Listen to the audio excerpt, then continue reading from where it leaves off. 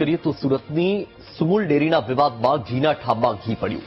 પ્રમુખ માનસી પટેલ અને ઉપપ્રમુખ રાજુ પાઠક એક થયા. કોઈ કૌભાંડ ન થયું હોવાનો બંને દાવો કર્યો.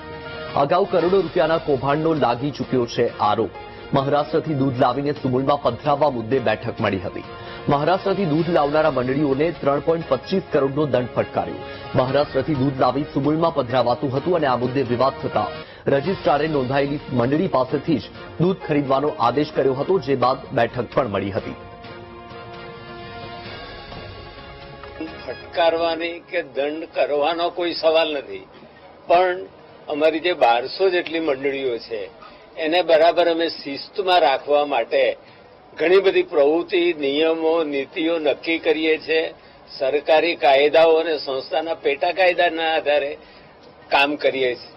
એટલે અમારા નિયમની બહાર અમારો જ કોઈ પ્રતિનિધિ જાય, પ્રતિનિધિ મીન્સ કે મંડળી, તો અમે એને કંટ્રોલ કરવા માટે આ કરીએ છીએ. આવું કશું જ નથી. પાછો વારંવાર હું કહું છું કે બોર્ડ એકબત્થી કામ કરે છે અને એના કારણે આ સુમુલની પ્રગતિ છે અને એના કારણે અમે અમારા ગ્રાહકોને સાચવી શક્યા છે. વર્ષોથી ડોક્યુમેન્ટથી લઈને પ્રોસેસ સુધી, ફાઇનલ પ્રોડક્ટ સુધી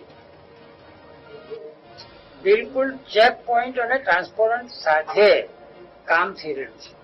કોઈ એવું એડલ્ટેશન વાળું દૂધ આજ દિન સુધી સુમુલે સ્વીકાર્યું નથી.